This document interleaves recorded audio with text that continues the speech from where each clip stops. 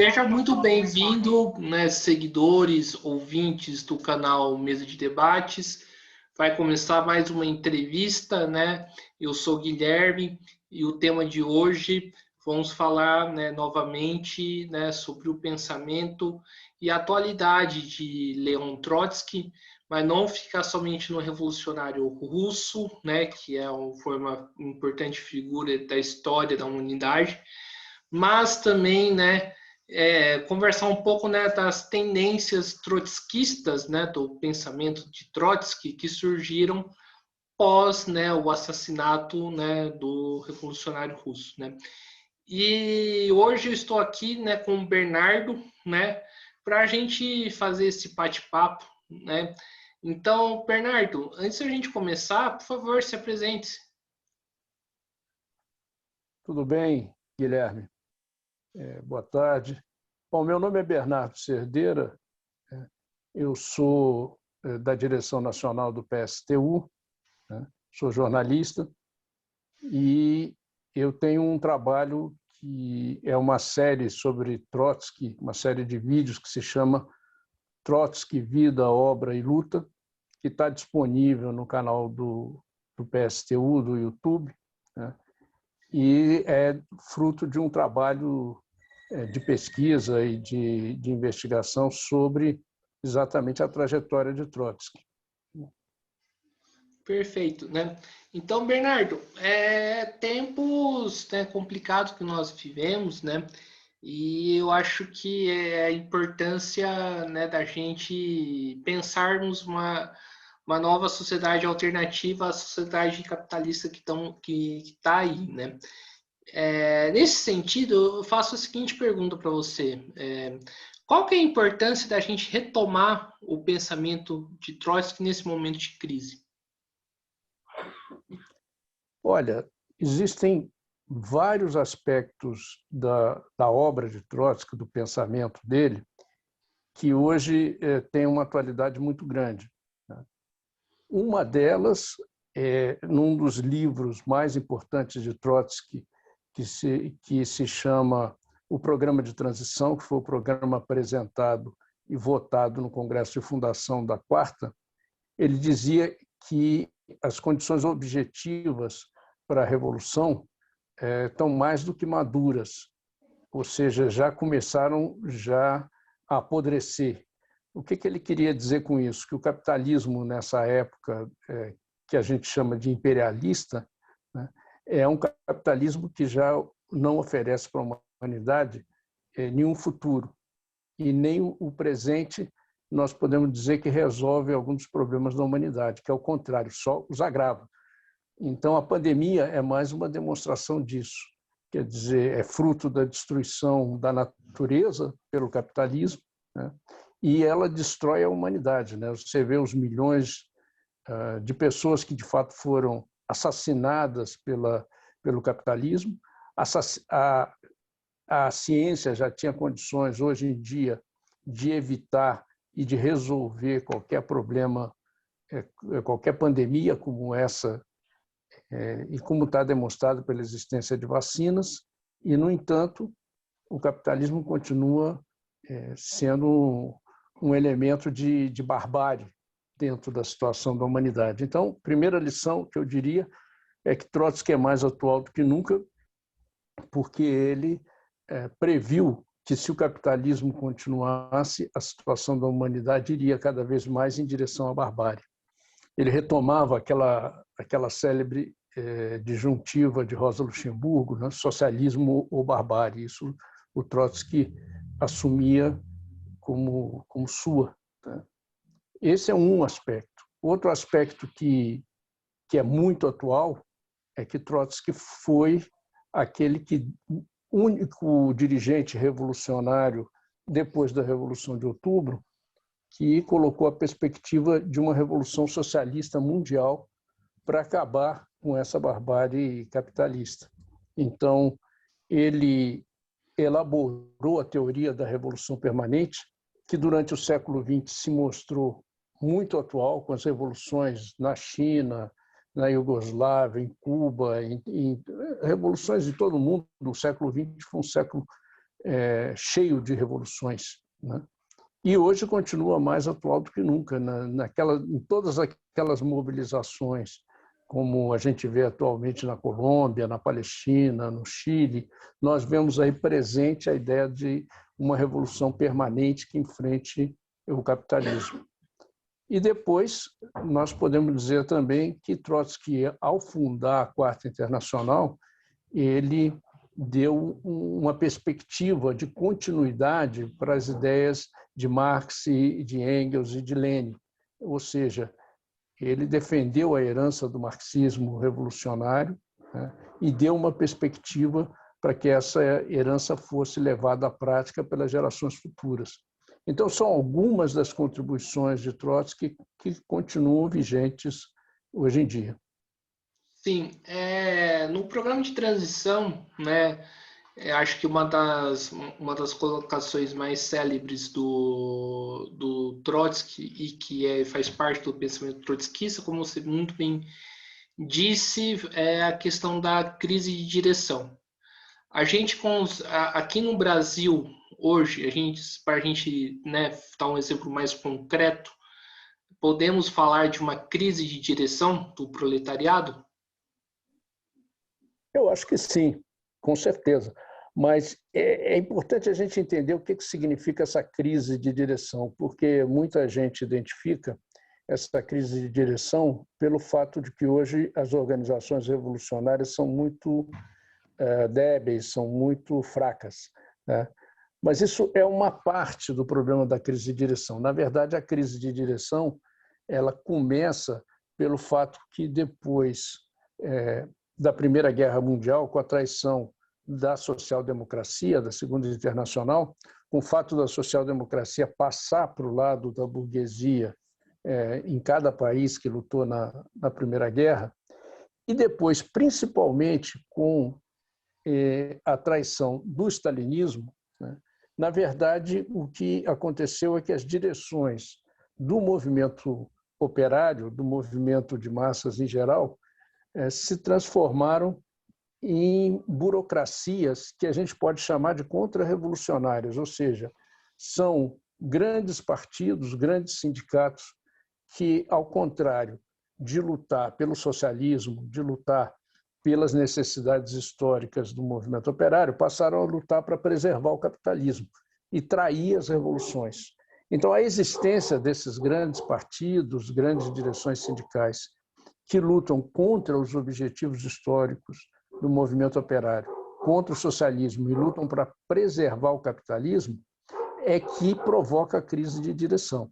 E no Brasil, a gente tem isso já há mais de 3 décadas, 4 décadas, praticamente. Ou seja, o PT, hoje em dia, e também a direção do PSOL, a maioria do PSOL, lutam, na verdade, para manter o capitalismo.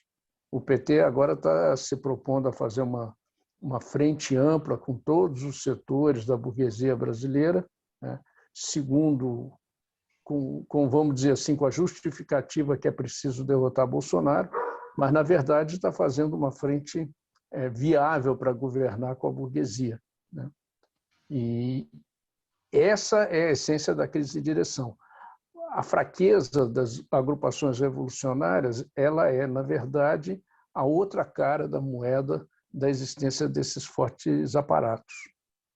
Sim, você falou uma coisa bastante interessante, da questão, né, da fraqueza das organizações revolucionárias, né? Para fechar esse ponto e para a gente ir para o próximo, queria te perguntar o seguinte: como que a gente responde essa fraqueza, né? Qual que seria, então, a resposta que os revolucionários podem estar perante essa fraqueza? E existe algum lugar, né, no mundo, né, que você enxerga onde que os revolucionários, né, os trotskistas estão, né, digamos assim, bem na fita? Eu acho que não existe uma mudança de qualidade das organizações trotskistas no mundo. Em geral, são organizações de vanguarda, né? São agrupamentos de vanguarda cujo centro é fazer propaganda, digamos, né? Agora, o que é preciso ser feito, o que essas organizações devem fazer, eu acho que, em primeiro lugar, isso não é uma coisa secundária, né? Ao contrário, foi um dos grandes problemas do trotskismo depois do Trotsky, é manter a sua independência de classe diante das frentes populares, das frentes amplas que esses aparatos fazem, porque muitas vezes, eu posso depois citar vários exemplos, as organizações trotskistas terminaram capitulando e apoiando frentes de colaboração de classe, entrando nessas frentes de colaboração de classes entre, por exemplo, o stalinismo, a social-democracia e a burguesia, né? Então, essa é a primeira condição. Eu acho que a segunda condição é justamente denunciar o papel que partidos como o PT, como a social-democracia, o stalinismo, principalmente, cumpriram durante o século XX e continuam cumprindo durante o século XXI, quer dizer, de fazer essas alianças com a burguesia e trair o movimento de massas. Não existe possibilidade de você construir uma organização revolucionária sem combater essa política de conciliação de classes das organizações oportunistas, né? E, por último, eu diria que existe uma tarefa fundamental para todos esses partidos trotskistas que nem sempre foi entendida, mas que é se ligar ao movimento operário, se ligar ao movimento de massas, procurar construir as suas organizações junto ao movimento de massa, principalmente ao movimento operário, né? Ou seja, construir organizações operárias, comunistas, trotskistas, na luta concreta da classe operária. Sim. Agora, indo para o próximo ponto, né, quando a gente fala de Trotsky, né, obviamente que a gente tem que falar do principal cara que combateu, né, a política stalinista, né. Primeiramente, eu pergunto, né, que fazer essa defesa, né, primeiramente, é defender o legado marxista que foi deturpado pelo stalinismo e também pela burguesia? Então, veja bem, o stalinismo foi um fenômeno. Eu acho que primeiro a gente precisa entender o que foi o stalinismo, tá? O stalinismo é um fenômeno que nasce da derrota da Revolução Internacional depois da Revolução Russa, tá?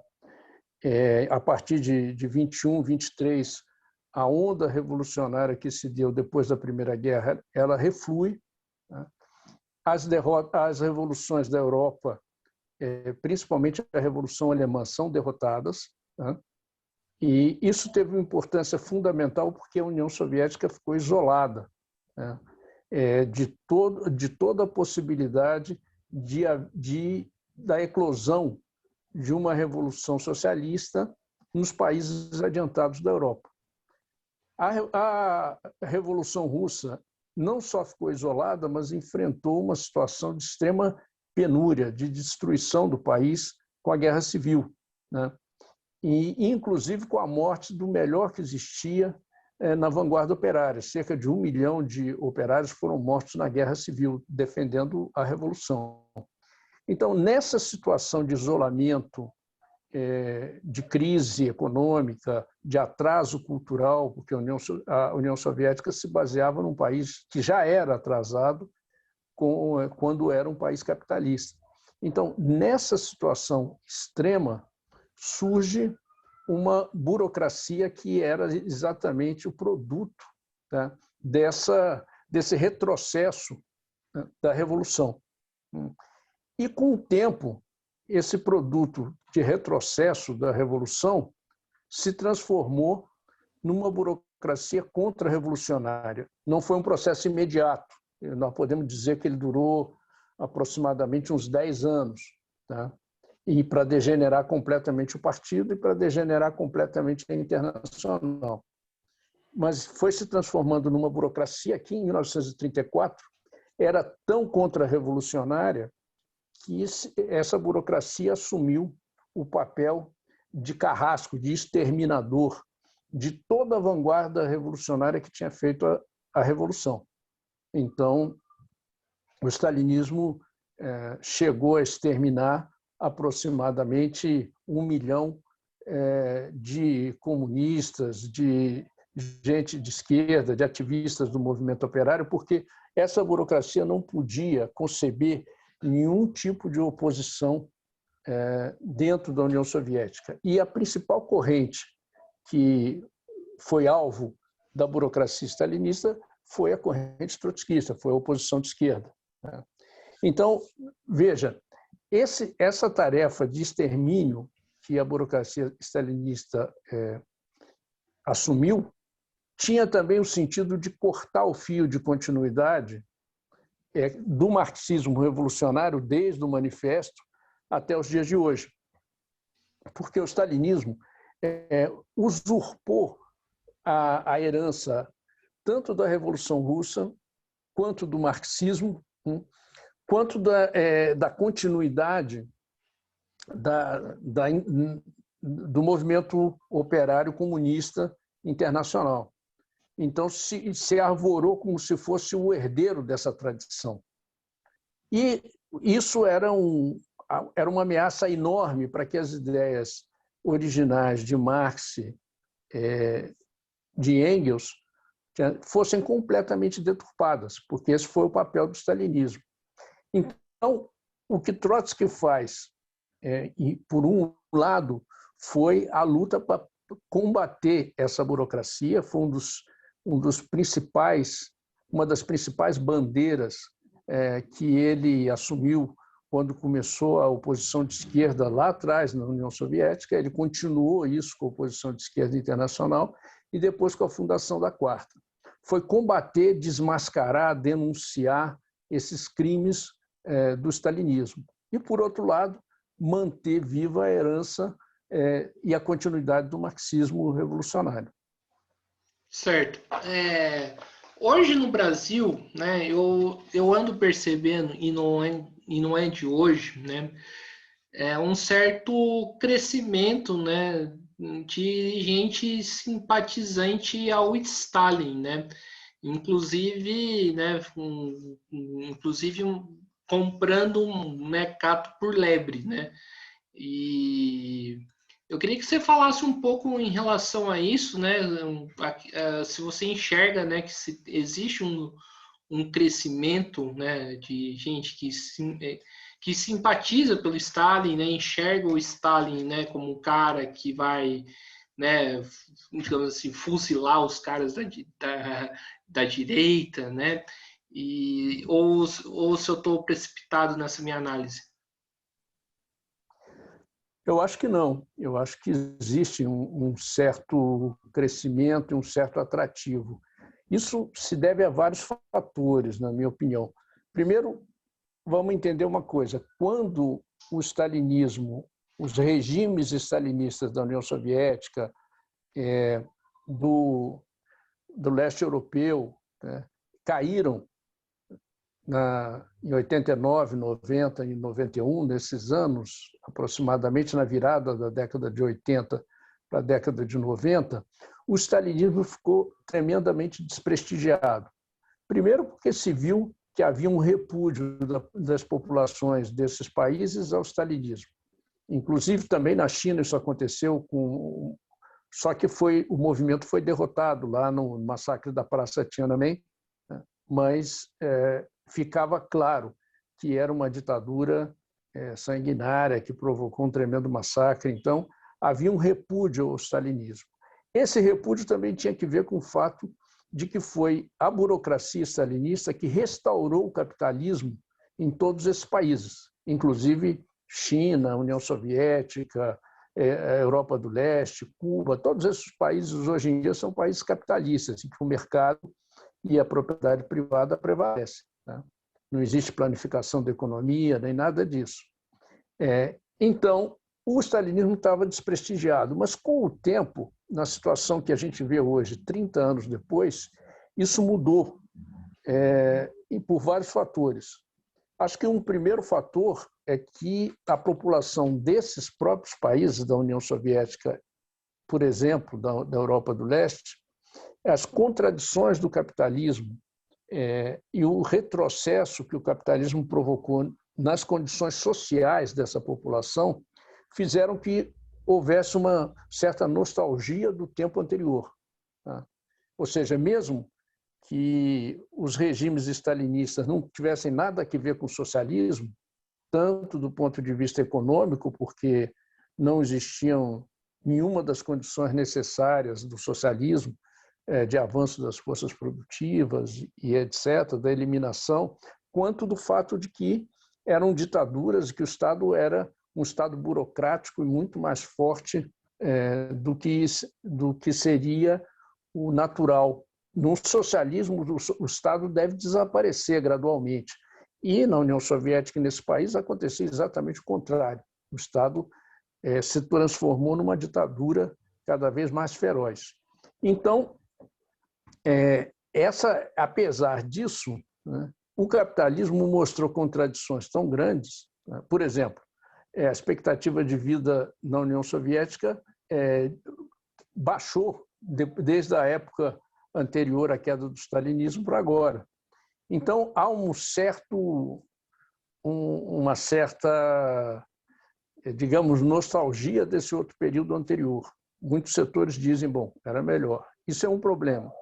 O outro problema, no Brasil ou outros países que sempre foram capitalistas, existe uma geração nova que também está desencantada com governos como governos do PT, que foram governos corruptos, que foram governos que não resolveram nenhum dos problemas do capitalismo, em que os partidos foram cooptados pela burguesia. Então, aqui a geração jovem começa a pensar que os setores mais à esquerda do PT ou do PSOL seriam setores comunistas. Então, identifica isso com a imagem dos partidos comunistas, com a simpatia com o que seria o comunismo, como se fosse mais à esquerda. E, por último, existe uma geração aí de pensadores, entre aspas, stalinistas, que procura reviver e disfarçar, vamos dizer assim, maquiar a imagem de Stalin como um dirigente que foi um dirigente comunista, parte do marxismo, que foi apesar de ter sido um ditador, ele respondia a determinadas necessidades da época, da luta contra o fascismo e etc. Tá? E esses intelectuais procuram limpar a imagem do stalinismo, tá? Maquiar a imagem do stalinismo. Por exemplo, um exemplo claro é Domenico Losurdo, né? um escritor italiano que foi membro do Comitê Central do Partido Comunista da Itália, e etc., e que ele tem uma biografia de Stalin que é completamente mentirosa, completamente falsa, mas ele é visto como um intelectual respeitável por setores intelectuais do Brasil, inclusive a editora Boitempo, por exemplo, e outros. Tá? Então, isso é, digamos assim, uma reconstrução da história completamente negativa, tá? Falsa, mas que, para as novas gerações, pode ser comprada ou pode ser entendida como uma nova opção. Sim. Agora uma pergunta meio polêmica, Bernardo, agora se me permite, né? A esquerda, principalmente a esquerda que se reivindica trotskista, ela está falhando em abarcar esses setores que estão descontentes, né, com governos como o PT, né, e que estão tentando procurar soluções mais à esquerda? Olha, eu acho que essa esquerda, principalmente trotskista, ela cai numa contradição muito grande, porque a maioria absoluta dessa esquerda que se reivindica trotskista, hoje em dia está dentro do PSOL. Tá? Ou está dentro, ou tentou entrar, como, por exemplo, o MRT, que é uma organização que está fora. Mas a maioria dessa esquerda, o MES, a CST e outras organizações estão dentro do PSOL. E hoje, dentro do PSOL, eles têm uma contradição. O PSOL é um partido que cresceu muito eleitoralmente, tem um sucesso eleitoral, mas tem um sucesso eleitoral se pautando um pouco, em primeiro lugar, por aparecer com uma legenda mais à esquerda, tá? Diante do vazio que o PT vem deixando. Seu áudio está desligado. Desculpem, saiu aqui uma ligação. Vem ocupando um pouco esse vazio deixado pelo PT, mas com uma contradição, que o PSOL tem exatamente o mesmo programa e as mesmas opções táticas do que o PT. Então, isso se vê muito claro agora, quando a maioria da direção do PSOL se coloca na esteira da candidatura do Lula, praticamente já decidiu de que o PSOL vai apoiar a candidatura de Lula, está negociando alguns postos de candidatos a governador ou a senador, etc., mas já decidiu isso na prática. Então, essa esquerda trotskista do PSOL fica com uma contradição. Lançaram agora a candidatura do Glauber Braga, provavelmente vai ser derrotada dentro do PSOL, né, porque o PSOL vai optar por apoiar a candidatura do PT. Então, o que essa esquerda do PSOL vai fazer?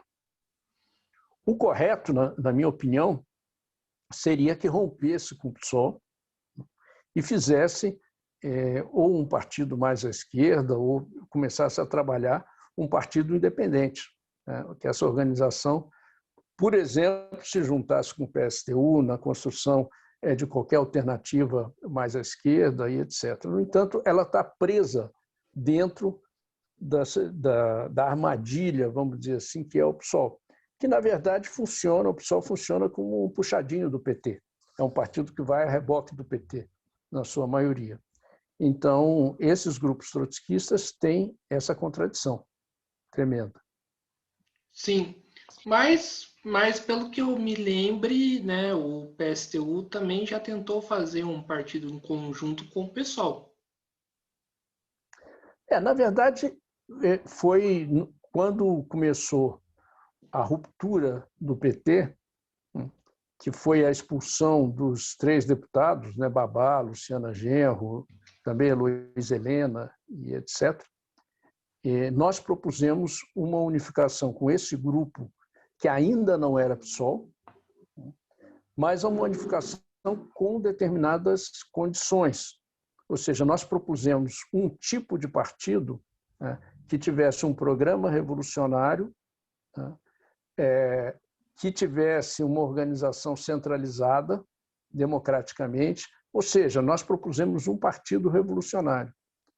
E essas organizações rejeitaram, né, porque eles tinham uma concepção de ter um partido de tendências, cada um faria a sua tendência, e não tinham a percepção de que isso deveria ser um partido revolucionário.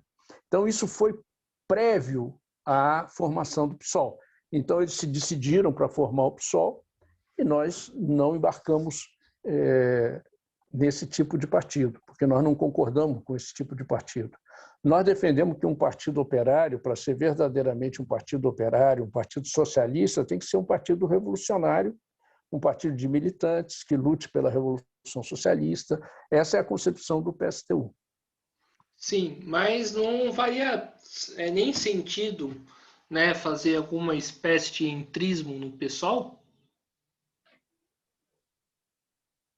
Na verdade, em primeiro lugar, tem aqui uma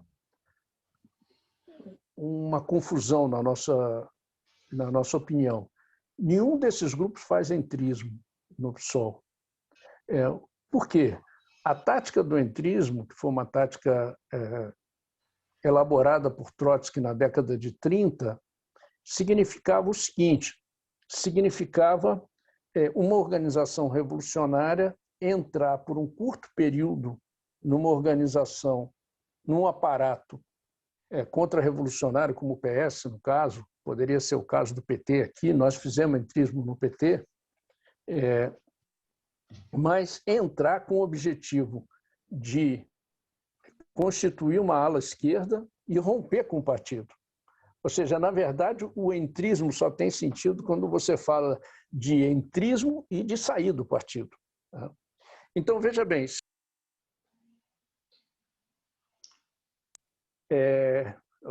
perdão. Se você pega qualquer uma dessas organizações... Bernardo, seu microfone e sua câmera está desligado. Não, não é aqui.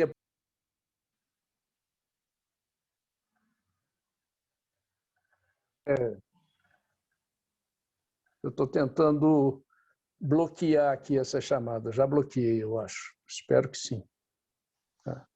Depois você pode fazer um corte nisso aí, né, para a edição.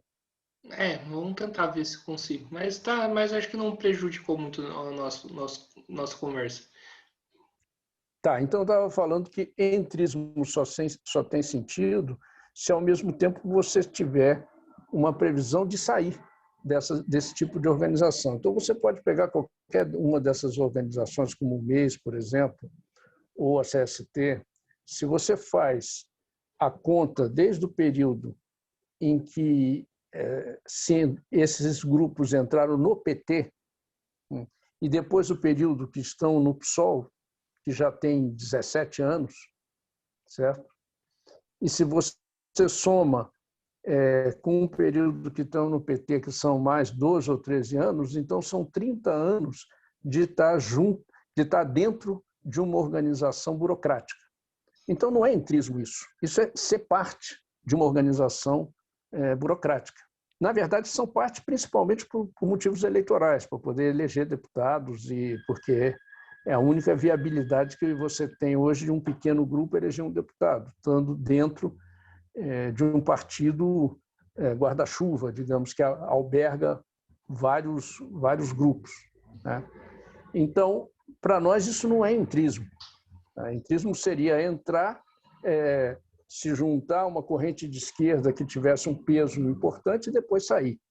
Nós consideramos como PSTU que dentro do PSOL, o PSOL era uma soma de grupos, até hoje ainda é isso, e não tinha nenhum setor mais à esquerda que tivesse a intenção de romper, que valesse a pena a gente entrar no partido e depois chegar à conclusão de que já era hora de sair e romper com o partido. Nós não vimos que houvesse uma corrente de importância que tivesse uma posição assim de esquerda. Nós consideramos, ao contrário, que todas as correntes queriam construir o PSOL como uma alternativa centrista. E nós não temos essa opção. Sim. Então, a solução, nesse sentido, seria uma unificação das correntes de esquerda trotskista?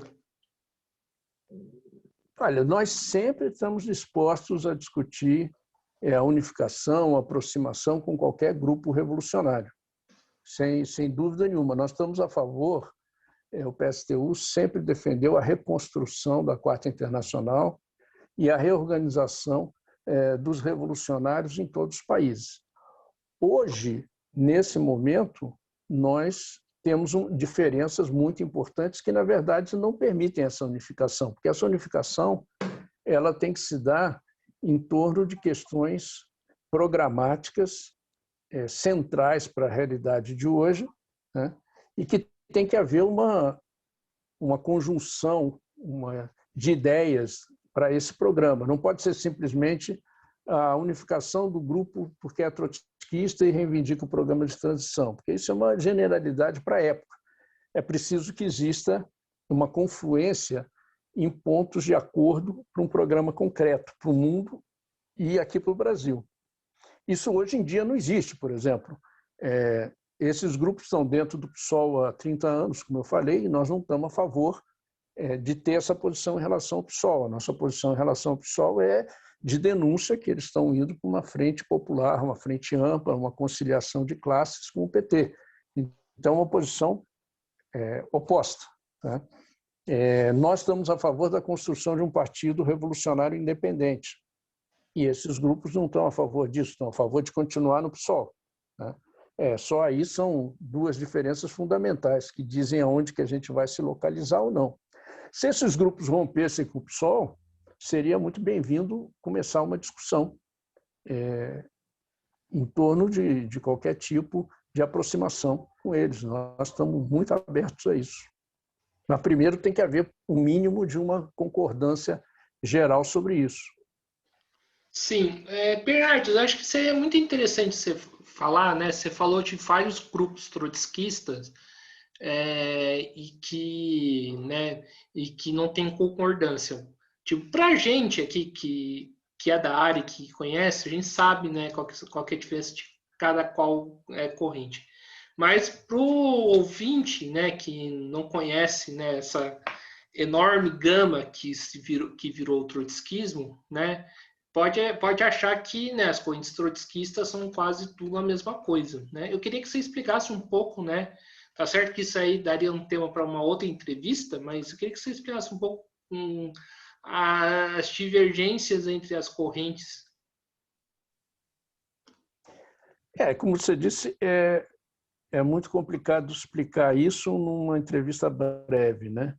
Mas, em linhas gerais, o trotskismo começou a entrar em crise e se dividir na década de 50, depois da morte de Trotsky, que foi um elemento muito importante, porque ele era o único dirigente que trazia a herança, né, da Revolução Russa de outubro de 17.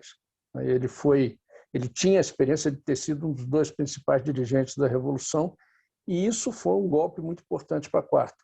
Na década de 50, houve uma ruptura entre a maioria, que se chamava maioria do Secretariado Internacional, e o Comitê Internacional, que foi, naquele momento, no princípio era a minoria e depois reuniu a maioria das correntes do trotskismo.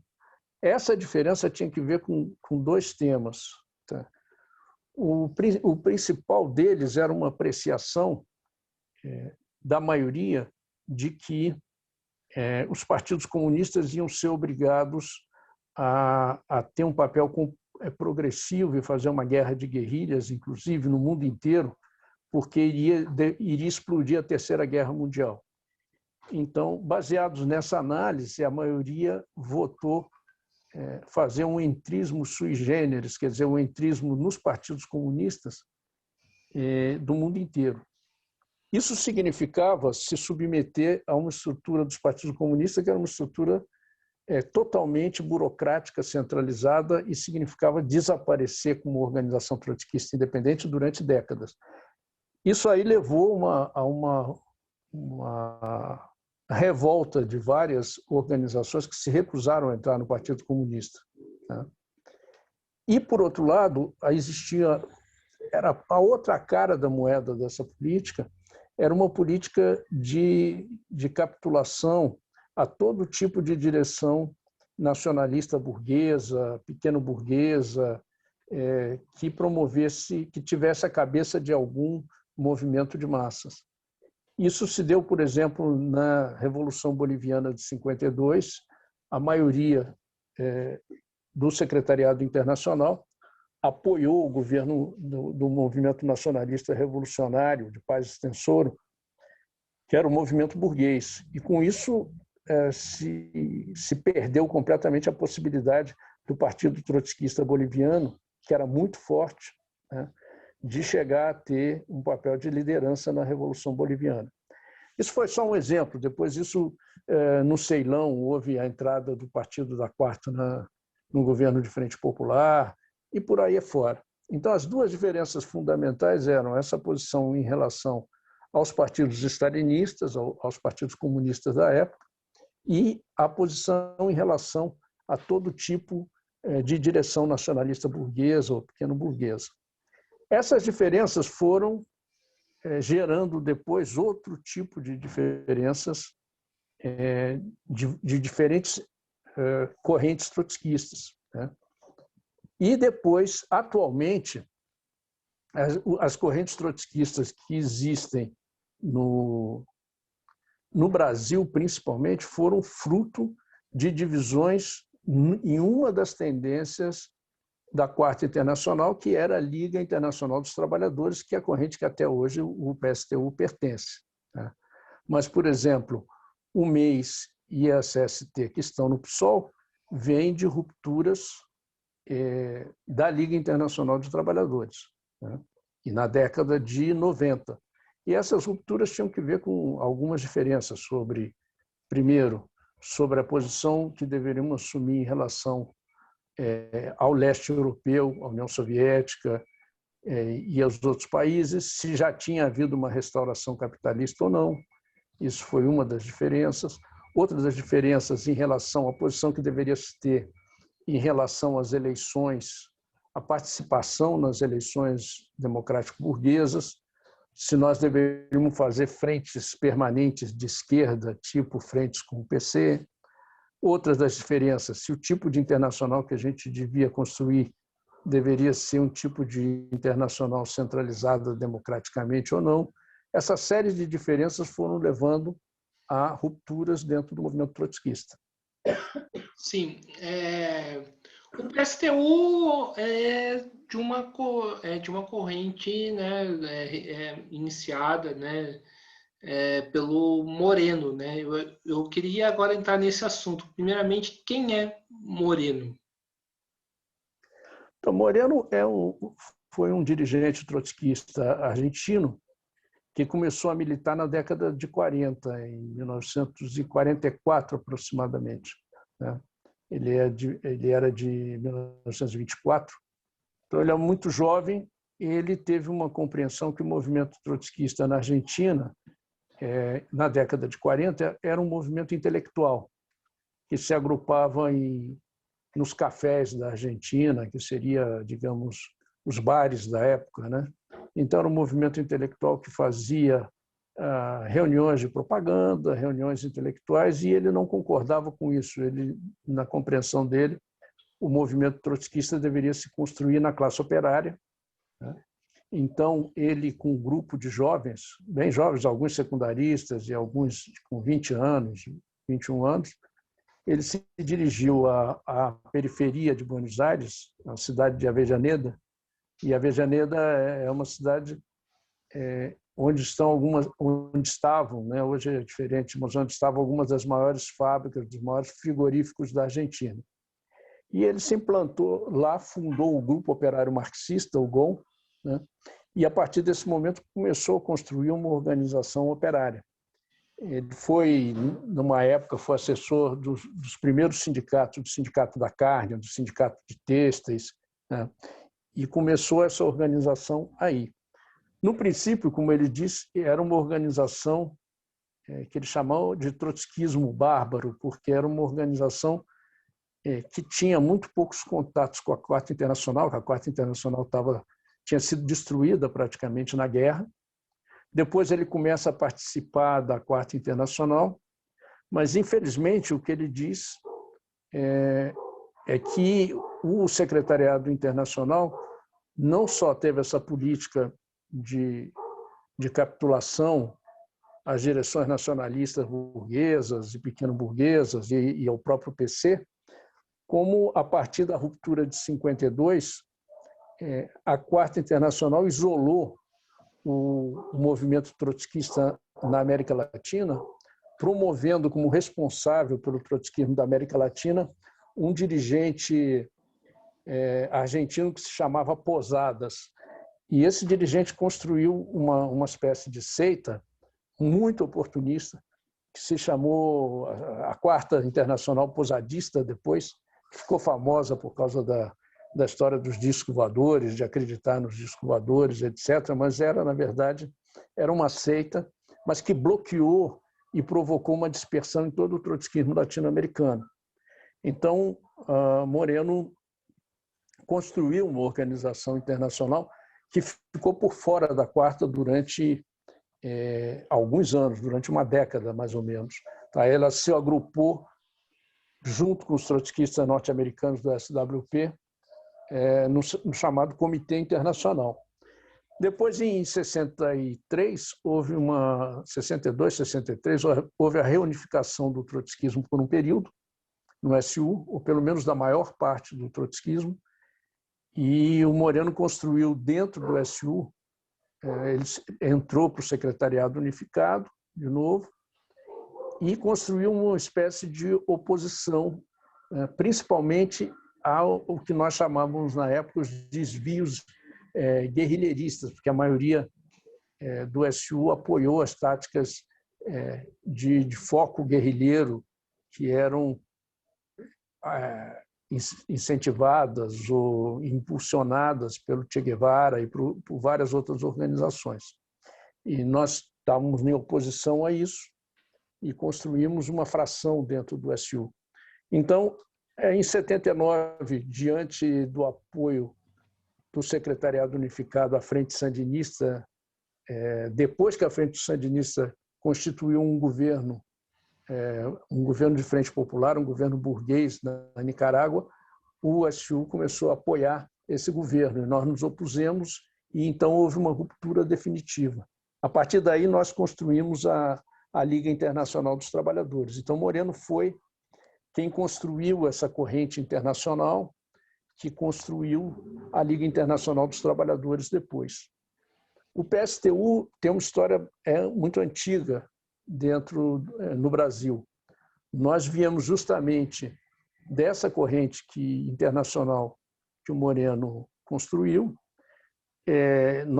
Nós tivemos nossos fundadores, eram 4 companheiros que se exilaram no Chile durante o governo da Unidade Popular, em 71, tá?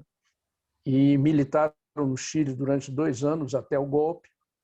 Lá no Chile entraram em contato com o Moreno, com o PST argentino. Quando foram obrigados a escapar do Chile, da repressão e da possibilidade de serem fuzilados, inclusive, eles foram para a Argentina e aí fundaram a Liga Operária, que foi o núcleo inicial que hoje, depois deu origem ao PSTU, depois de um percurso longo. Então, nós fomos Liga Operária, depois se transformamos na Convergência Socialista, foi uma corrente interna do PT durante 12 anos, depois rompemos com o PT em 92 e formamos o PSTU em 94, junto com uma série de outros grupos que romperam com o PT junto conosco. Então, é uma continuidade, digamos, de uma trajetória desde o fim de 73, ou seja, vai fazer 50 anos agora, no 2023. Sim. Bernardo, né, mas esse, né, pelo que eu sei, o MAS, né, era o principal partido, né, um dos principais partidos de esquerda na Argentina. E o MAS se fragmentou, né, explodiu. Hoje não existe mais o MAS na Argentina, né? Qual que é o balanço que vocês têm dessa explosão? Olha, a explosão do MAS teve que ver com vários elementos, né? Em primeiro lugar, em relação à direção, a morte de Moreno em janeiro de 87 precipitou uma crise dentro da direção, porque enfraqueceu qualitativamente a direção. Também ele era um dirigente único que tinha uma experiência nacional e internacional de ter construído uma organização no período, digamos assim, que o trotskismo foi mais marginalizado. E ele passou por essa prova, construindo uma organização. Então, a morte dele foi fundamental. Depois, houve 2 processos que foram muito importantes.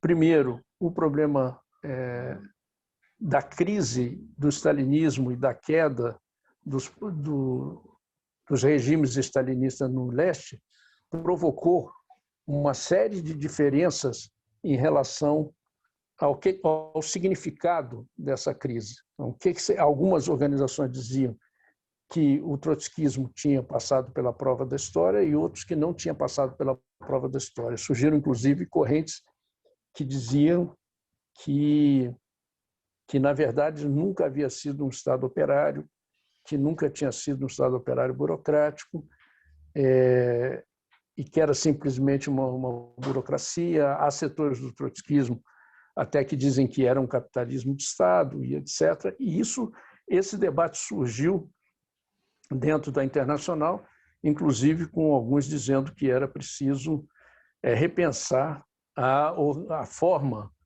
ou a concepção de partido.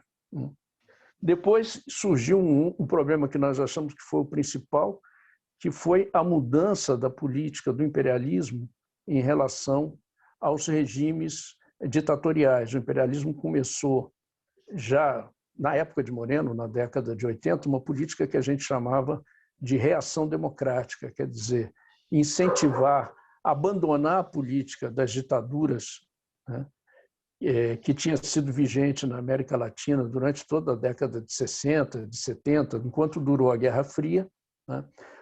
Na medida em que a Guerra Fria acabou com a debacle da União Soviética, então o imperialismo já começou antes um pouco uma política que a gente chamava de reação democrática, quer dizer, estimular os regimes democráticos burgueses e atrair os partidos revolucionários, os partidos operários, para as eleições, para os processos eleitorais.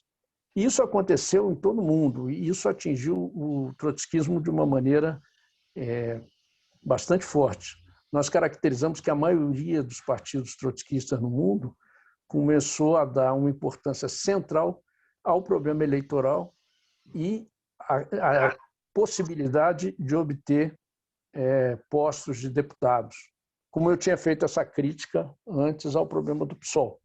Então, os partidos foram progressivamente dando uma importância central às frentes eleitorais, com outros partidos reformistas ou com partidos centristas, para conseguir deputados. E isso atingiu o MAIS. Tá? Um dos principais problemas do MAIS foi que o MAIS começou a girar em torno do problema eleitoral, da necessidade de eleger deputados, e etc., e foi pouco a pouco tendo políticas oportunistas que levaram à desagregação que você estava se referindo. Tá? Então, houve setores que se opuseram, houve setores... e essas diferenças sobre o leste europeu, sobre o problema da adaptação às frentes eleitorais, sobre o problema da concepção de partido, levaram, finalmente, a uma explosão, que você se referiu, que é fato. Ô, Bernardo, eu fui de uma organização, hoje eu não sou mais, eu fui do MRT, né? E o MRT, que é do PTS, que saiu, né, do MAS, né? E a principal divergência que, pelo menos até onde eu entendo, né, existe a questão de uma etapa democrática antes da Revolução Socialista permanente, né? O Moreno, primeiramente, o Moreno reivindicava isso, né? E qual que é a sua visão, né, na visão de vocês dessa polêmica, essa diferença entre o PTS e a fração trotskista e a Liga e a LIT? Então, na verdade, essa interpretação, essa polêmica que o PTS faz, na verdade, uma distorção intencional da posição do Moreno. O Moreno nunca defendeu que haveria uma etapa democrática da revolução antes de uma revolução socialista. Nunca defendeu isso. E o PTS se esforça por tentar polemizar com isso, e, na verdade, é uma forma caluniosa de você fazer uma polêmica. Por quê? O que Moreno defendia é que ele dizia o seguinte: diante de situações de ditadura, né, como, por exemplo, você teve toda a América Latina durante a década de 70, como eu me referi antes, e como foi, por exemplo, a Revolução Russa em relação à Revolução de Fevereiro, o natural é que o primeiro movimento da Revolução Socialista, não um movimento separado, não uma etapa separada, mas o primeiro movimento da Revolução Socialista seja um movimento das massas para derrubar a ditadura. Isso ele dizia que era uma Revolução de Fevereiro, ou, em alguns países, uma Revolução Democrática, porque a Revolução não evoluiu além dessa etapa de derrubada da ditadura.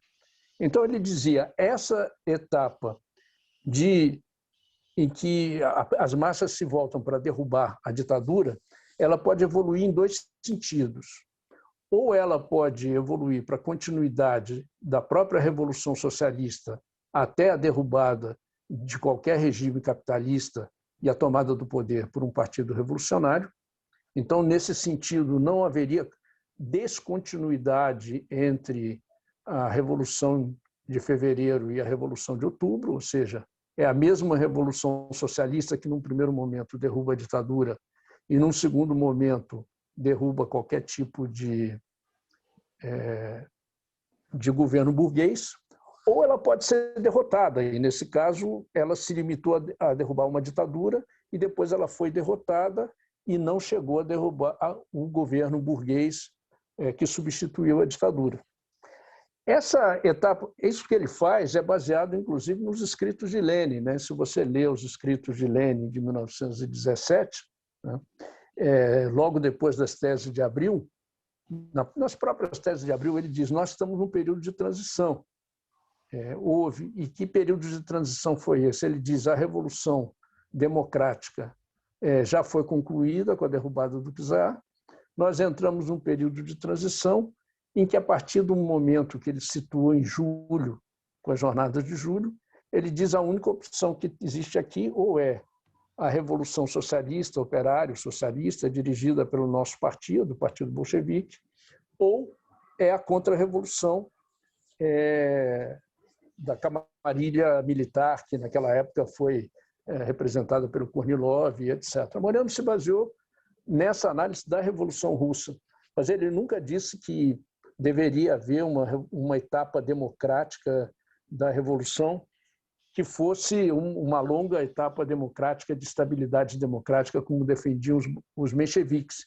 E ele nem defendeu isso como parte da nossa concepção de revolução. O que ele disse, ele constatou uma realidade, que, em geral, toda revolução socialista começa por uma etapa de derrubada dos governos ditatoriais ou coisa ou parecida.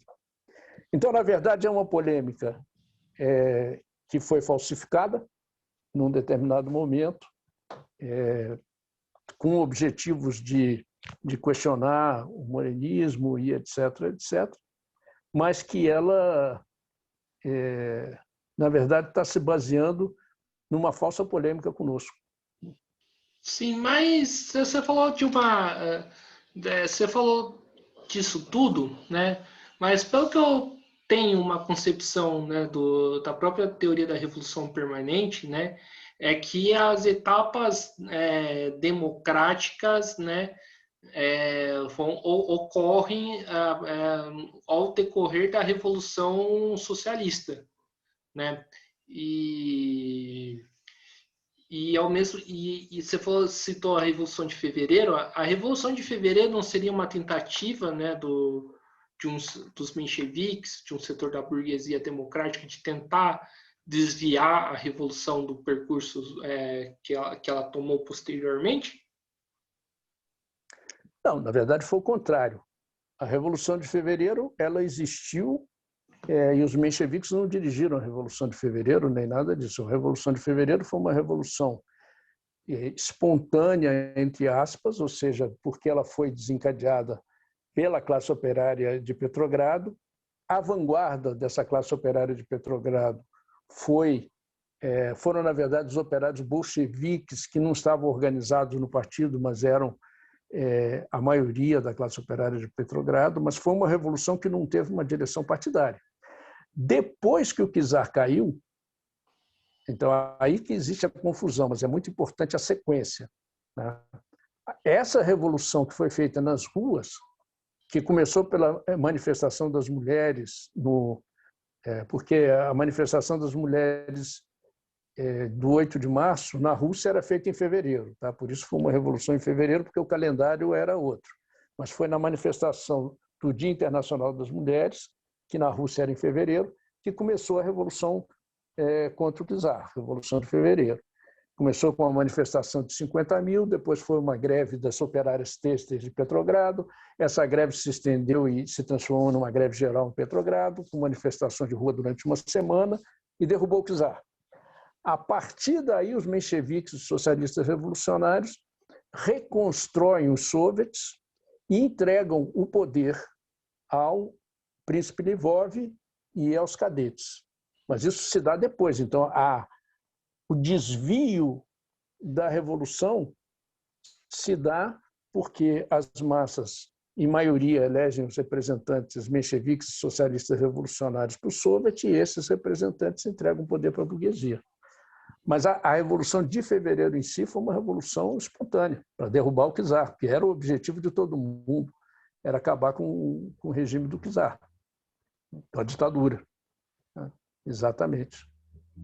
Mas isso que você fala, pelo menos eu tenho um entendimento que é uma concepção meio mecanicista, né? Acho que da história. Primeiro você derruba um, depois você vai e derruba o outro.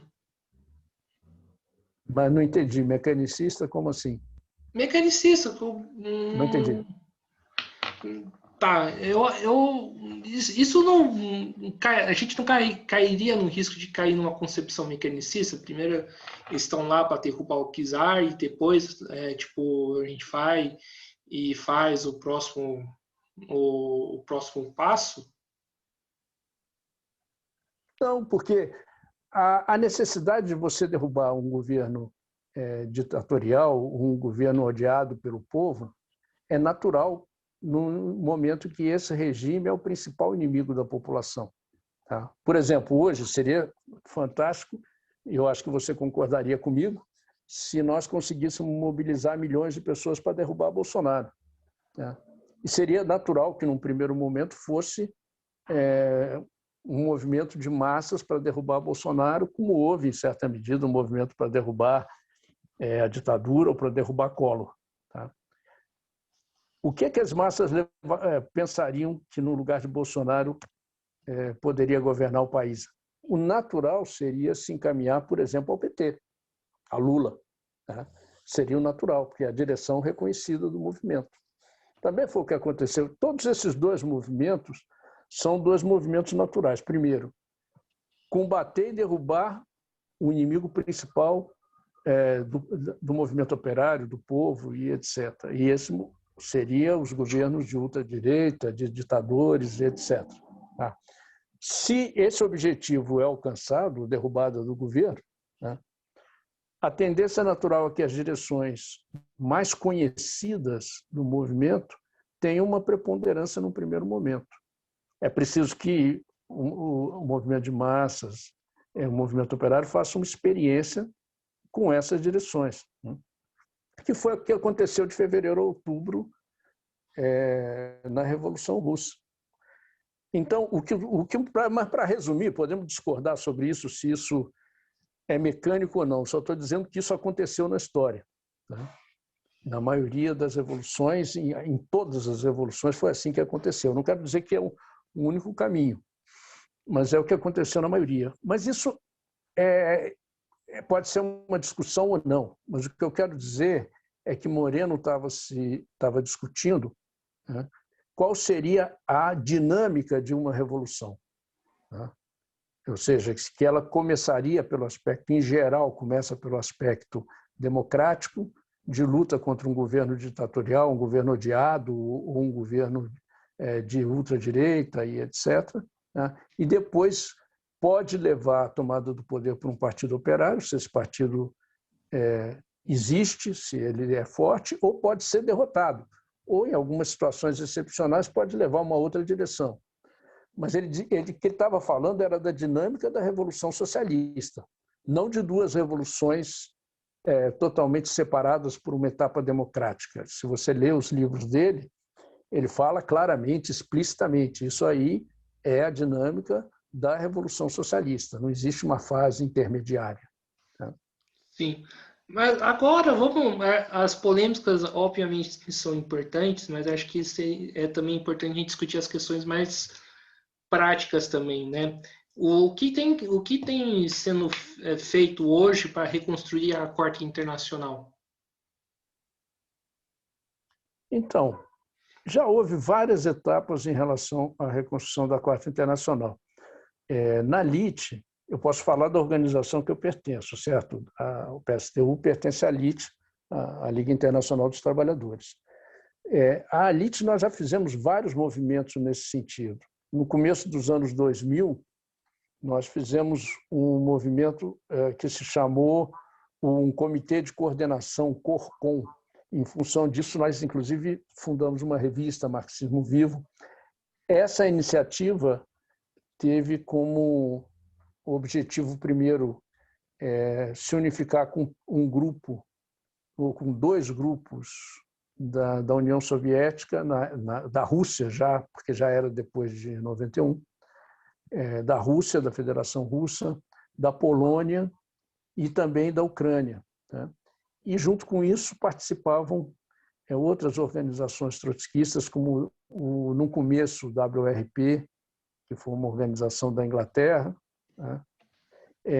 E outros pequenos grupos. Essa iniciativa terminou com um grupo chamado POI, da Rússia, Partido Operário Internacionalista, se integrando na LIT, né? E os outros grupos desapareceram, não tiveram continuidade. Depois nós tivemos um outro movimento importante, que foi a reunificação. Eu digo reunificação porque era uma organização que tinha rompido com a LIT em 94 e que se chamava CITO, Comitê Internacional do Trotskismo Ortodoxo, que era um partido colombiano, um partido da Costa Rica também, chamado PRT, e tinha outros grupos menores, um grupo na Argentina, e essa organização também teve um período de discussão com a Liga Internacional e depois se unificou também. Houve uma unificação. Hoje o PST colombiano, né, que é a organização que inclusive está participando ativamente do último paro da Colômbia, que você deve ter ouvido falar, que já está durando aí uns 20 dias, mais ou menos. Então, o PST é parte da LIT hoje. Nós também tivemos uma unificação com um partido que se chama o Partido de Alternativa Comunista da Itália, que era uma organização que vinha de uma outra organização internacional que você deve ter ouvido falar, a organização ligada ao Partido Obreiro da Argentina. Então, esse Partido de Alternativa Comunista era parte dessa organização do Partido Obreiro da Argentina, rompeu e depois se unificou com a LIT também. E, permanentemente, nós procuramos permanentemente nos integrar com organizações internacionais que sejam trotskistas. Agora mesmo, nós temos como organização simpatizante da Internacional, e está buscando, inclusive, ser uma organização, uma seção oficial, que é um grupo no Paquistão, que foi parte da organização chamada Tendência Marxista Internacional, TMI, que eu acho que talvez você tenha ouvido falar também. TMI é uma organização dirigida pelo Alan Woods. Então, esse grupo foi parte dessa organização, rompeu e agora está na LIT. Também existem organizações no Senegal, que também veio como organização simpatizante para a LIT. Nós fizemos discussões com organizações da África do Sul, com outras organizações do Paquistão também. Permanentemente, nós estamos procurando sempre estabelecer laços e procurar construir, chegar a unificações dentro dessa ideia mais geral, dessa estratégia mais geral, que é reconstruir a quarta. Sim. Outra questão que eu queria colocar para você em relação à burocratização, né, que o stalinismo fez. Né? Você citou um pouco, e na verdade queria fazer uma pergunta. O stalinismo ele sempre se baseou na política de revolução num só país, né? E Uhum. isso, né, isso no meu entendimento, né, faz com que o stalinismo tenha uma postura conciliatória com a burguesia no âmbito internacional, né, porque não leva a revolução, não expande a revolução para os outros países, né? Que papel que isso cumpre, né, na burocratização da União Soviética? Então, a gente precisa, vamos dizer, diferenciar duas etapas do stalinismo, como eu falei. O problema do socialismo num só país realmente foi a base de toda a construção da corrente stalinista, né? Da burocracia stalinista. Na verdade, era uma justificativa, por um lado, para consolidar o poder da burocracia, porque eles diziam que a União Soviética poderia construir o socialismo isoladamente, então bastava começar a desenvolver o socialismo, e, na verdade, chegou um momento na década de 30 que eles disseram o socialismo, nós já alcançamos o socialismo, que era uma barbaridade, porque é um país de uma pobreza extrema, em que existia fome, existia um atraso natural que vinha desde da Primeira Guerra, da Guerra Civil e etc., mas eles procuravam dizer que aqui já era o socialismo, né? Enquanto que, na verdade, não só estava longe do socialismo, mas existia um Estado autocrático que era o oposto do socialismo. Mas, por outro lado, depois de 10 anos depois, como eu falei, a partir mais ou menos de 1934, com o assassinato de Kirov e depois com o massacre das oposições, as execuções dos opositores, né? O stalinismo ele mudou de qualidade. Ele não, nós poderíamos dizer que, por exemplo, na China, em 1927, o stalinismo queria fazer uma revolução e parar na etapa democrático-burguesa que a gente estava discutindo até agora há pouco. Esse foi o objetivo deles na China em 1927, era estabelecer um governo nacionalista, burguês, que era o governo do Kuomintang, e apoiar esse governo. Tá? Isso era a posição deles em 27. Mas já a partir de 34 eles mudam essa posição. A posição deles não era mais desenvolver o socialismo nacional. Só mantiveram essa posição na União Soviética, porque no resto do mundo eles passaram a defender uma política contra a revolução. Então, no resto do mundo, por exemplo, na Espanha, em 1936 a 39, eles foram, na verdade, contra a Socialista Espanhola. Eles enterraram a própria luta da República contra o fascismo. Então, eles tiveram uma posição contra todas as revoluções. No pós-guerra, depois que eles firmaram o Acordo de Yalta e de Potsdam, que era a divisão do mundo entre os Estados Unidos e a União Soviética, eles sufocaram, por exemplo, a Revolução Grega, porque estava no campo de domínio do imperialismo americano. E eles sufocaram ou traíram a Revolução na França, na Itália, em vários países. Então, a partir daí, eles, no mundo inteiro, passaram a ser contra as revoluções, passaram a fazer uma aliança permanente com a burguesia em todos os países, que era a política de frente popular, quer dizer, de apoiar burguesias nacionalistas nas eleições, de fazer alianças eleitorais.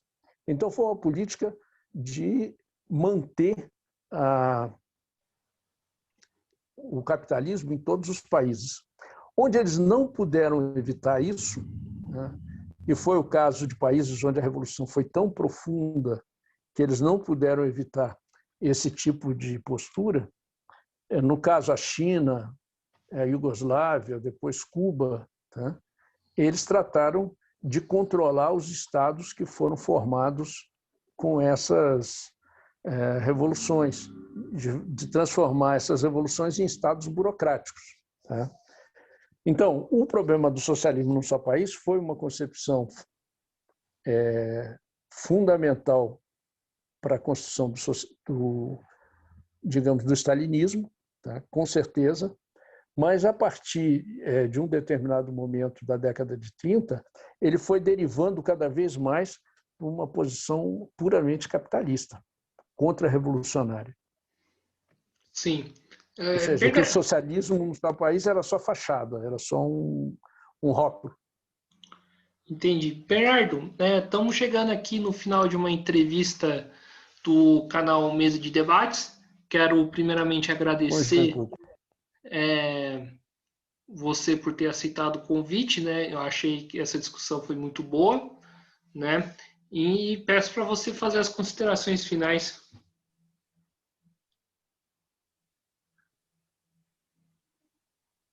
O Guilherme, a sua imagem para mim congelou aqui várias vezes. Eu não escutei nada que você falou nos últimos 2 minutos, 3 minutos. Então, eu quero primeiramente agradecer. Estamos chegando aqui no final de uma entrevista do Mesa de Debates, né? O nosso papo foi muito bom, né? E quero agradecer por isso e foi bom, bastante importante. E peço para você fazer as considerações finais. Não, eu acho que também foi uma entrevista muito interessante, principalmente porque você se vê que você conhece do tema, né? Como você falou, você já militou numa organização trotskista, e eu acho que seria muito interessante ver que existem jovens como você e outros companheiros que possam assistir o seu canal, que se interessem por esses temas. Eu fiz como eu te falei, essa série do Trotsky, que procurou resgatar a vida, a obra e luta do Trotsky durante toda a sua trajetória. E agora estou pretendendo fazer uma série sobre o stalinismo, justamente o tema da sua última pergunta. É uma série que denuncia o stalinismo. Então, eu convido todo mundo, agradeço o teu convite, tá? Agradeço a oportunidade de falar para os ouvintes do teu canal, tá? E também convido todo mundo a assistir essas séries, para quem quiser se aprofundar no tema que a gente debateu hoje aqui. Maravilha, então quando lançar você me avisa que eu vou assistir, né? Então, Bernardo, mais uma vez agradecendo, né, por você ter aceitado o convite, agradecer também você que estiver assistindo esse vídeo, peço para que se inscreva no canal Mesa de Debates, de tudo um pouco, curta esse vídeo e de outros vídeos no YouTube, né? Curta a nossa página no Facebook do Mesa de Debates e compartilhe nas redes, né, sociais e siga a gente no Instagram. Então é isso, pessoal, né? Estamos encerrando aqui, fiquem atentos à nossa programação e até a próxima. Fui!